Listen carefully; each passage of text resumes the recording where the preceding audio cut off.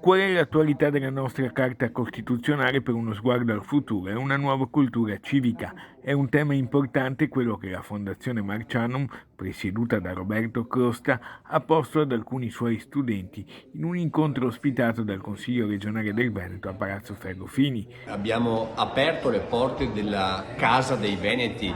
Qui normalmente opera la più alta istituzione democratica della Regione Veneto, e aver aperto la Fondazione Marcianum su un tema così particolare, quindi la Costituzione e l'attualità della nostra Carta Costituzionale, vista anche dai giovani, è stata per noi un'esperienza assolutamente positiva. Un nuovo governo ha iniziato un percorso, mi pare che la cosa era prevista dai programmi elettorali e condivisa dalle forze politiche. Io mi auguro e spero che si capisca che si deve applicare la Carta Costituzionale così com'è appunto in questo momento. Durante gli incontri, il patriarca di Venezia, Monsignor Francesco Moraglia, ha chiesto ai ragazzi di soffermare la loro attenzione sui primi 12 articoli della Carta Costituzionale. I principi della Costituzione riescono a fare una sintesi di queste caratteristiche.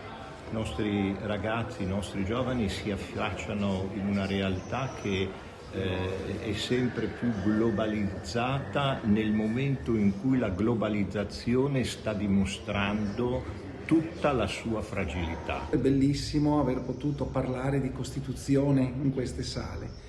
Per noi il significato è anche quello di disseminare sempre di più elementi che portino alla costruzione di un nuovo vivere civile e anche elementi che portino a questi ragazzi a riflettere sul loro impegno nel sociale.